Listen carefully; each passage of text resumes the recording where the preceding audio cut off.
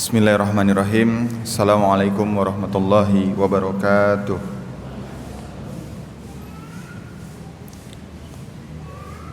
Alhamdulillah wa syukurillah.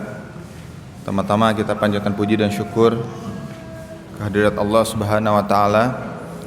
Dialah Allah yang telah menciptakan kita, dialah Allah yang telah menghidupkan kita, dan dialah Allah yang akan mewafatkan kita dan membangkitkan kita di sebuah tempat yang tidak ada lagi keraguan di dalamnya, yakni yaumil qiyamah. Salawat serta salam tidak lupa kita limpah curahkan kepada junjungan agung Nabi Allah Muhammad sallallahu alaihi wasallam. Semoga salawat serta salam terlimpah curah kepada beliau, kepada para keluarganya, para sahabatnya, hingga kita umatnya di akhir zaman ini bisa istiqomah meneladani seluruh aspek kehidupan yang beliau wariskan. Amin amin ya rabbal alamin. Alhamdulillah, Bapak Ibu yang dirahmati Allah Subhanahu wa taala, kita bisa duduk ya. Itu adalah salah satu nikmat yang paling mahal. Nikmat duduk, mendengarkan, mencatat dan belajar untuk kemudian menghilangkan kebodohan dalam diri kita, itu adalah salah satu ikhtiar yang paling besar ya. Dan alhamdulillah, ikhtiar itu dimulai dari tempat yang paling Allah cintai, yaitu masjid. Orang hari ini beramai-ramai datang ke mall. Mall itu penuh Pak, Bu. Mall itu penuh. Pasar orang datang beramai-ramai, penuh juga pasar. Tapi kemudian ketika diajak ke masjid, justru orang-orang bilang jangan ya. Nggak ada protokol kesehatannya. Nauzubillahi min zalik. Kita ini di kondisi seperti ini justru sangat membutuhkan Allah. Kita sungguh membutuhkan iman kita tetap terjaga supaya kita dijauhkan dari penyakit psikis, ya kan? Ternyata orang-orang yang hari ini sakit bukan hanya sakit fisik, ya, tapi banyak juga sakit psikis, mudah takut, mudah cemas, was-was, gelisah. Lalu kemana kita akan mencari ketenangan itu? Ternyata Allah menjawab, datang ke rumahku, datang ke majelis ilmu, datang ke masjid.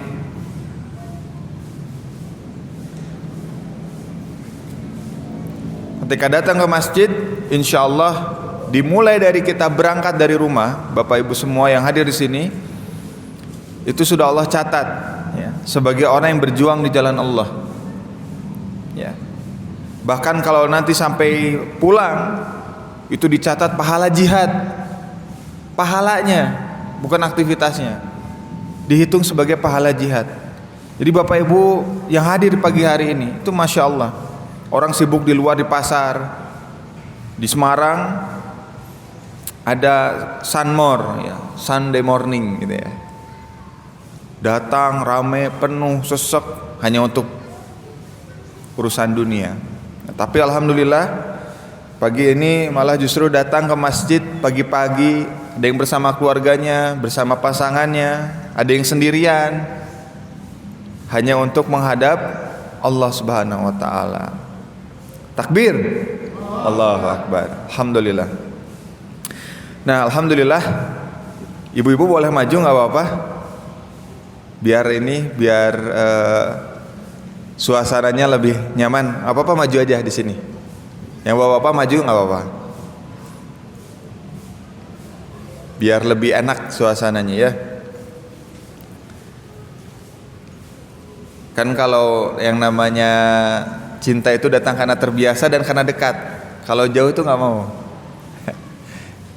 Ya kan? Ya. Kalau ada pasangan yang jauh-jauhan biasanya masalahnya banyak. Tapi kalau ada pasangan yang dekat-dekatan, insya Allah Allah jaga, insya Allah. Ya, Pagi hari ini kita akan membahas satu tema yang sangat penting kalau menurut saya. Ya. Kenapa? Karena tema ini nggak diajarin di sekolah. Ada nggak yang dapat materi manajemen rumah tangga gitu? Nggak ada ya.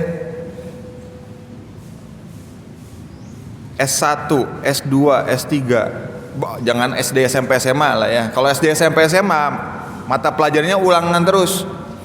SD belajar matematik, SMP belajar matematik lagi, SMA belajar matematik lagi.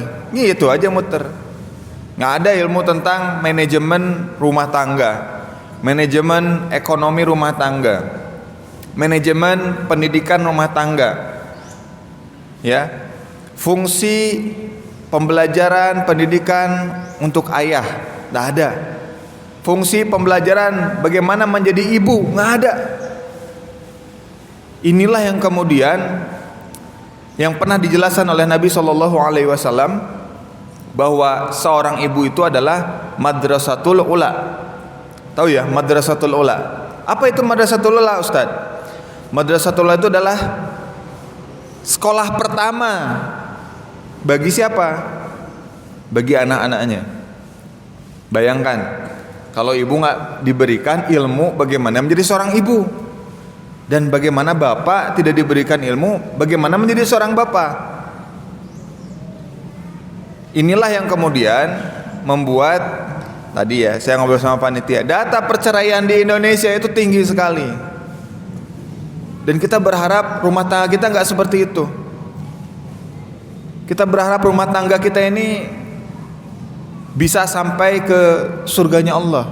Ya, bisa kumpul lagi itu bukan hanya kayak gini di majelis ilmu, di rumah, di tempat liburan, tapi bersama di surganya Allah.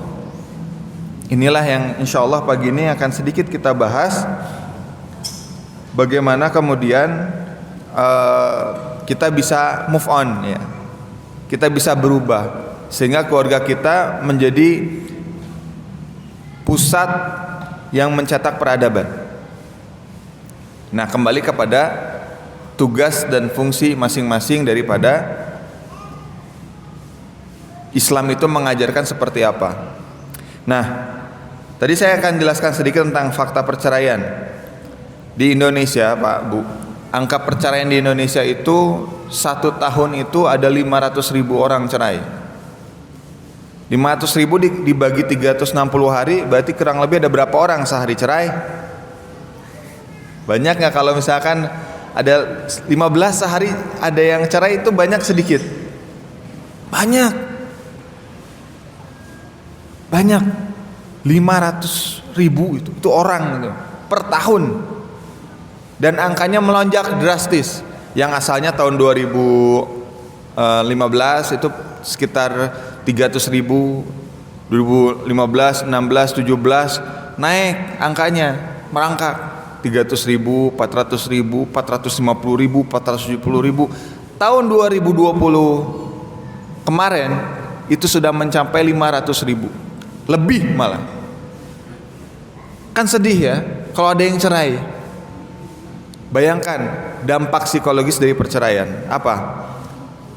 Anak kehilangan sosok dari bapak dan ibu, ya, nggak bisa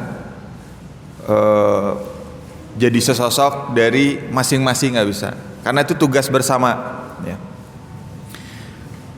Kemudian status yang dipojokkan pasti siapa? Perempuan. Ya, kalau duda itu lumayan masih ada ini ya, agak manis-manis ya. Ada duren gitu ya, duda keren ya. Terus kalau janda tuh udah nauzubillah negatif sekali ya.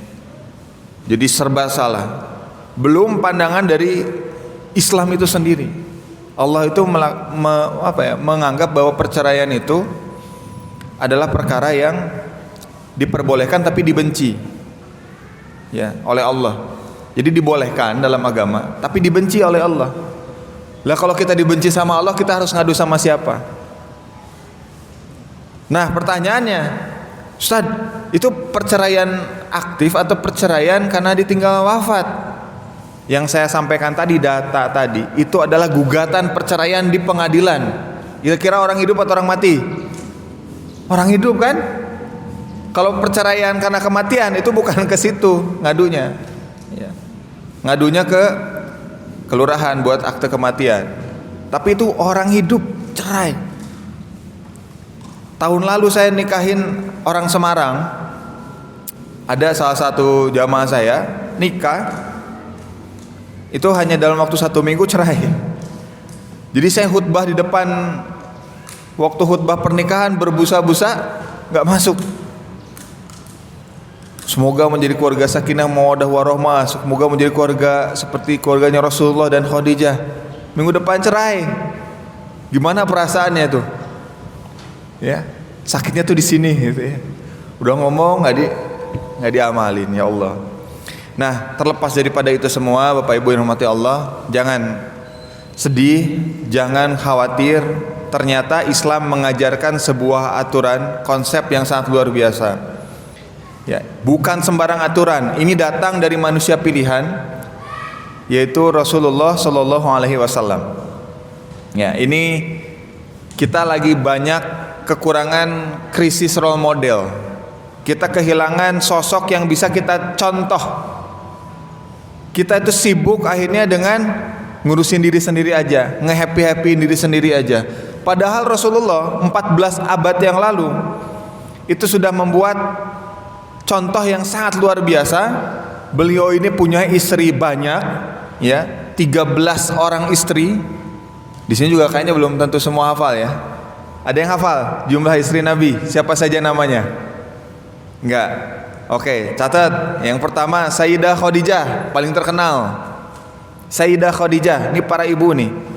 Khususnya para ibu tidak bisa mencontoh langsung kepada Rasulullah karena Rasulullah adalah seorang lelaki, tapi bisa mencontoh istrinya Rasulullah. Ya, ini kemarin 2 minggu lalu saya silaturahim dengan Habib Anis. Ya, beliau ngasih satu nasihat buat para wanita, contohlah istri-istri Nabi, contohlah sahabiah, ya. Sahabiah itu istri para sahabat. Kalau yang ikhwan, contoh langsung Rasulullah dan contoh para sahabat. Ya, jadi 2 tuh. Rasulullah dan para sahabat. Kalau istri, ya, para ibu, para bunda, contoh daripada istri Rasul dan istri para sahabat. Mereka ahlul jannah. Nah, dimulai dari Sayyidah Khadijah. Rasulullah Shallallahu Alaihi Wasallam itu diberi usia oleh Allah 63 tahun. Usia yang kata Rasulullah, semua umatku rata-rata diberi usia sampai 63 tahun. Rata-rata. Kalau lebih itu bonus. 63 tahun. 63 tahun Rasulullah, beliau habiskan 40 tahun di masa awal sebelum diangkat menjadi Rasul itu dengan pendidikan. 40 tahun, ya. Jadi 0 sampai 40 tahun itu Rasul dididik langsung oleh Allah Subhanahu wa taala. Kenapa? Karena beliau ketika lahir itu sudah tidak punya bapak, sudah jadi yatim. Ya, dia tinggal wafat oleh Abdullah. Usia 6 tahun Rasulullah ditinggal bati meninggal dunia oleh Sayyidah Aminah, ibunya. Lalu diasuh oleh kakeknya. Siapa? Abdul Muthalib. Usia 9 tahun ditinggal wafat Abdul Muthalib. Udah diasuh, dicintai, lagi sayang-sayangnya ditinggalin. Setelah usia 9 tahun Rasulullah dididik oleh Abu Thalib, pamannya, ya, sampai beliau menikah usia 25 tahun. Ya, jadi lebih lama dengan Abu Thalib.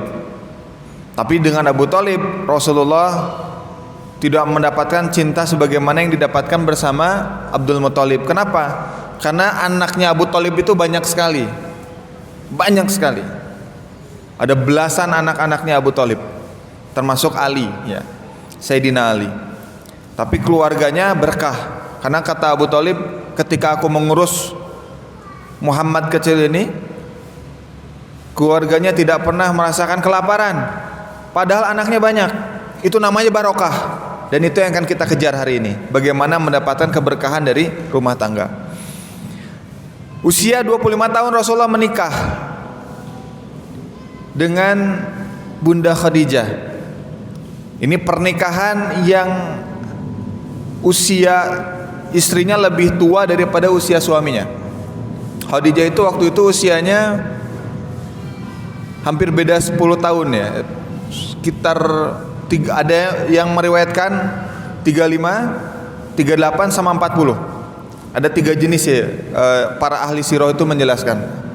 Ya kurang lebih sekitar sudah lebih tua daripada Rasulullah. Tapi Khadijah ini bukan wanita sembarangan. Beliau itu wanita paling kaya sejazirah Mekah. Jadi ini paling kaya. Dan juga janda paling cantik. Ya, paling cantik, paling kaya, dan termasuk keturunan Quraisy yang punya nasab cukup tinggi. Kemuliaan-kemuliaan itu terkumpul dalam Sayyidah Khadijah. Dan Sayyidah Khadijah ini tidak pernah menyembah berhala. Ini yang menarik. Nanti ada para sahabat yang juga ketika generasi awal itu mereka tidak menyembah berhala, tidak minum khamar, dan tidak makan daging babi.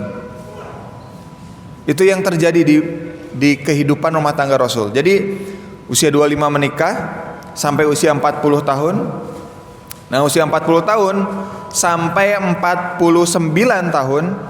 Dari 25 sampai 49 tahun itu hidup bahagia dengan Sayyidah Khadijah. Dan rumah tangganya menjadi rumah tangga yang paling so sweet lah. Dan itu nyata, ya. Bayangkan ketika Rasulullah dapat ayat tentang dakwah.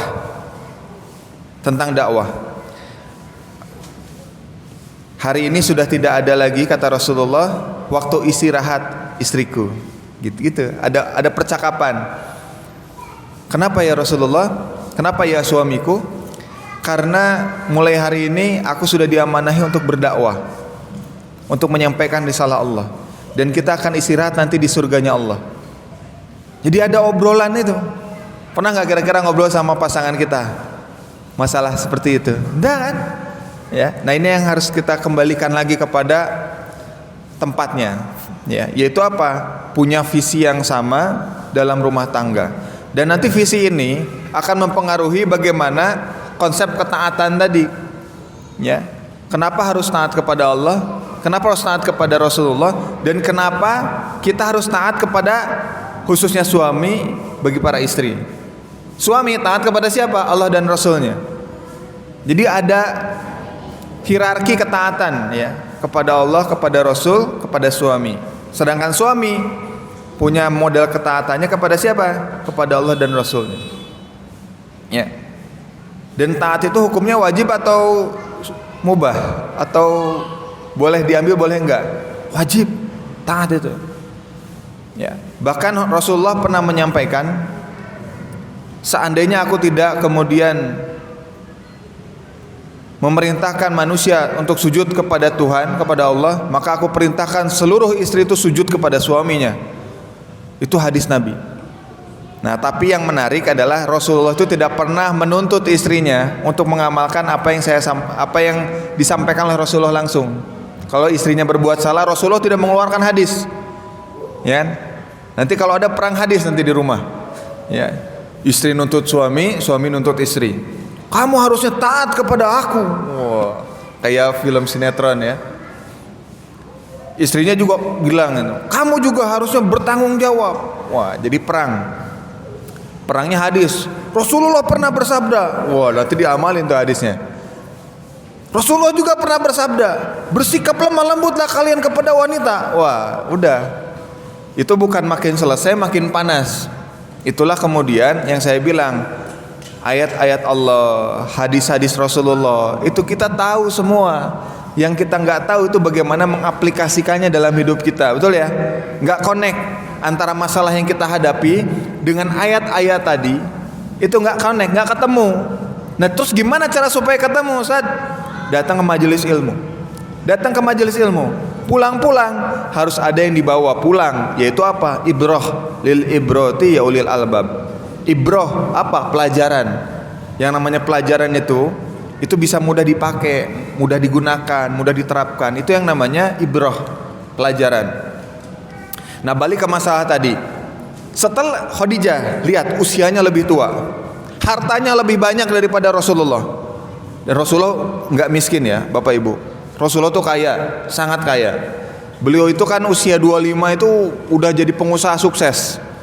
Beliau sering bolak-balik dari Damaskus, Mekah, Damaskus, Mekah. Itu berdagang, ya. Dan beliau mendapatkan keuntungan yang luar biasa. Nah, dengan Khadijah itu posisinya bukan antara bos dengan majikan, tapi berbagi. Apa? Rasulullah adalah seorang pengelola, ya, sedangkan Khadijah adalah investor. Jadi bukan bawahannya Khadijah. Tapi yang jelas ya Khadijah lebih banyak hartanya. Kenapa? Ya karena beliau investor, ya, pemilik modal. Jadi udah kaya, makanya ketika menikah dengan Sayyidah Khadijah itu maharnya itu 200 ekor onta. Satu ekor onta itu 100 jutaan. Berarti kalau 200 ekor ada berapa? Puluhan miliar. Ya, saking kayanya Rasulullah. Jadi sudah mapan hidupnya. Ya. Belum Rasulullah punya bisnis peternakan, ya, kambing, mengembala kambing. Itu Rasulullah sampaikan itu.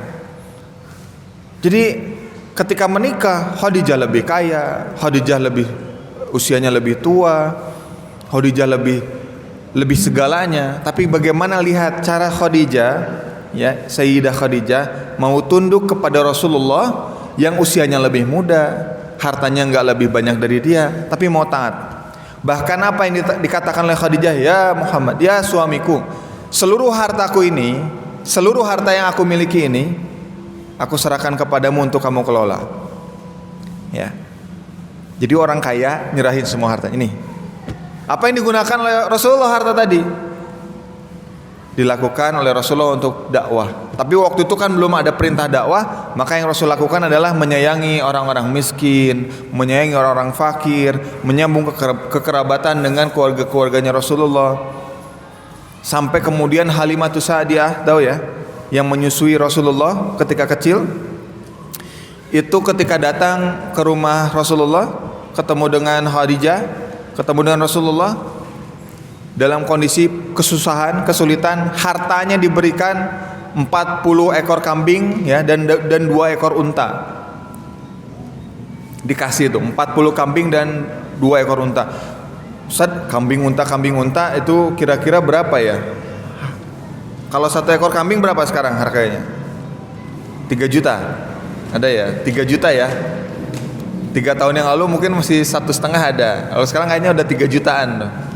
Ya, 3 juta dikali 40 aja dihitung kalau dengan kurs sekarang. Dan 2 ekor unta. Dan Khadijah itu yang menginisiasi. Ini buat hadiah buat ibumu. Jadi kan dipanggilnya Ummi, ya. Karena Rasulullah ketika kecil menyusui kepada Halimatus Sa'diyah dari Bani Asad. Jadi Bani Asad itu dekat Mekah, sekitar mungkin sekitar sejam lah, ya, 1 jam lah dari Mekah itu perjalanannya. Nah, jadi Bapak Ibu yang dirahmati Allah, ketaatan Khadijah kepada Rasulullah itu berada dalam kondisi jahiliyah, persis kayak kita hari ini, ya. Ketika nggak ada Islam, ya, kita hidup sebebas-bebasnya, sama di zaman Rasulullah.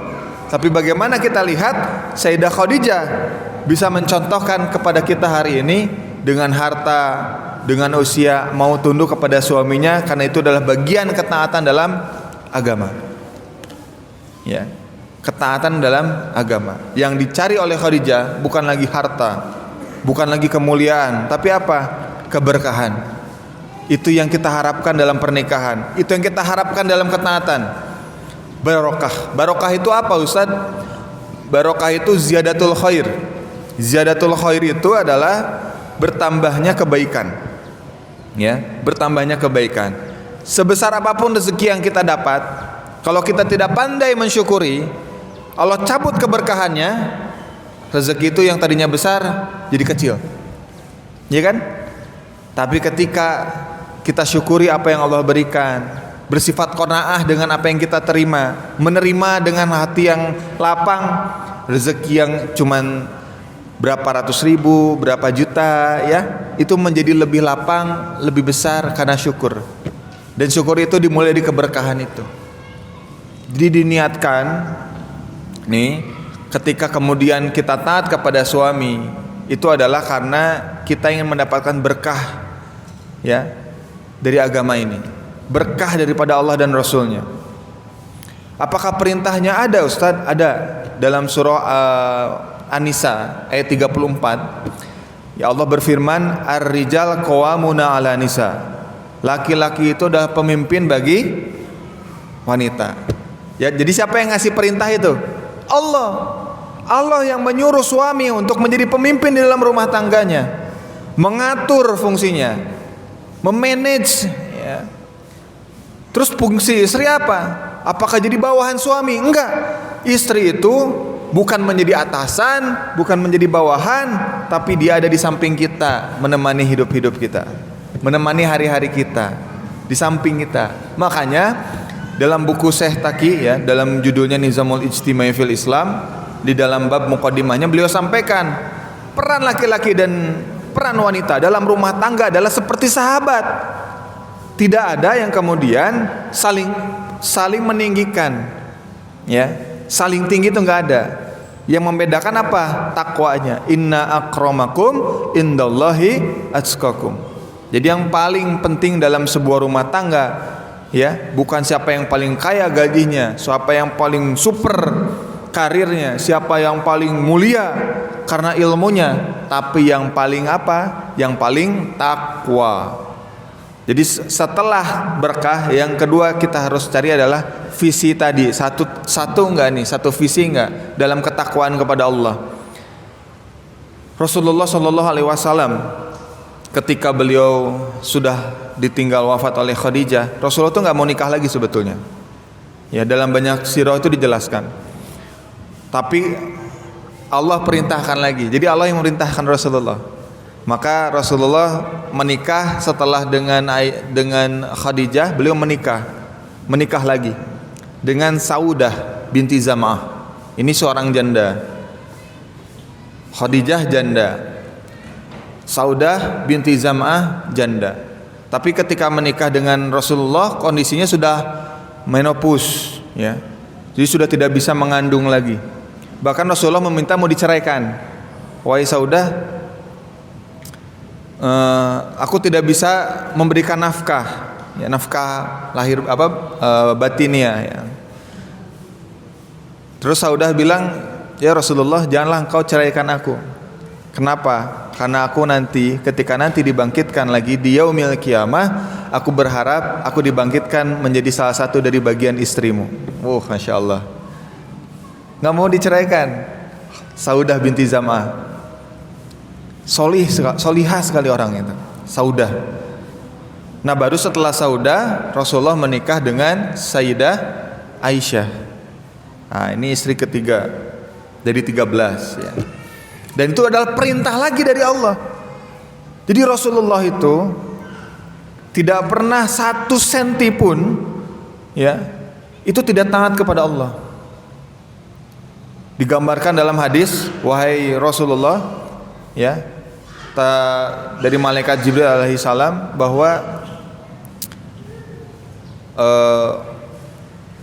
aku diperintah oleh Allah untuk engkau menikahi Aisyah. Dan Rasulullah diberikan mimpi bertemu dengan Sayyidah Aisyah dalam mimpi itu, dalam cermin.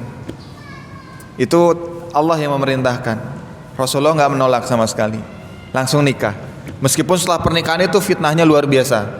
Ada yang bilang Rasulullah itu senang anak kecil, ya. Karena waktu itu Sayyidah Aisyah itu belum balik, ya, waktu menikah 7 tahun, nah baru 9 tahun balik, baru satu rumah dengan Rasulullah. Tapi semua istri-istri Nabi adalah istri-istri yang taat kepada Allah dan Rasulnya, ya. Dan hebatnya ya karena suaminya ya Rasulnya itu sendiri, ya. Tapi nanti kita lihat apakah para sahabat itu mempraktikkan apa yang dilakukan oleh Rasulullah. Nah, kita kembali ke cerita tadi. Rasulullah menikah tadi sampai 3 istri ya. Khadijah wafat, Abu Thalib wafat itu dalam waktu yang sama. Kesedihan dalam hati Rasulullah melanda luar biasa. Maka Allah memerintahkan Rasulullah waktu itu untuk berangkat Isra dan Mi'raj ya. Peristiwa itu. Pulang dari Isra Mi'raj, Rasulullah diajak keliling ya, dihibur, traveling lah. Ya, travelingnya ke surga dan neraka, diperlihatkan surga, diperlihatkan neraka, bertemu dengan Allah, dapat perintah sholat ketika Isra Mi'raj, itu masih di Mekah itu. Nah lalu kemudian Rasulullah Shallallahu Alaihi Wasallam pulang, Allah merintahkan menikah dengan Saudah binti Zam'ah, lalu kemudian menikah dengan Sayyidah Aisyah. Nah tapi dari nanti semua istri Nabi yang kemudian punya keturunan itu cuma 2 istri, 1 Maria Al-Qibtiyah, 2 Khadijah. Jadi Rasul punya 7 total anak, ya, 7 total anak. Tapi yang 1 itu dari Maria Al-Qibtiyah. Dan semua anak laki-laki Rasulullah meninggal dalam usia 2 tahun. Berat nggak kira-kira ujiannya? Ya jadi Rasul, tugasnya harus ngebina keluarga, ya tetap harus ngurus dakwah, ya tetap harus ngurus negara, istrinya banyak, anaknya banyak, tapi kemudian diuji lagi oleh Allah dengan selain wafatnya Khadijah, wafatnya anak-anaknya Rasulullah. Qasim meninggal usia 2 tahun, Abdullah meninggal usia 2 tahun. Terus kemudian anak-anaknya Rasulullah itu meninggal sebelum Rasulullah meninggal, ya, kecuali Fatimah. Jadi Fatimah itu meninggal setelah Rasulullah wafat 6 bulan. Jadi 6 bulan setelah Rasul wafat, Fatimah ikut menyusul ayahnya. Jadi total 5 anaknya meninggal dalam kondisi Rasulullah masih hidup. Bisa dibayangin gak itu perasaan seorang ayah, perasaan seorang suami ditinggal wafat oleh anak-anaknya. Ujiannya besar sekali. Makanya saya ingin mungkin ngasih share ke teman-teman, ke bapak-bapak ibu semua. Kalau kita punya masalah, coba lihat apakah Rasulullah punya masalah. Kalau punya masalah, bagaimana penyikapan Rasulullah terhadap masalah tadi? Rasulullah sabar nggak? Rasulullah marah-marah nggak sama Allah? Rasulullah kemudian mencaci-caci nggak nama Allah? Enggak. Ya. Rasulullah sabar.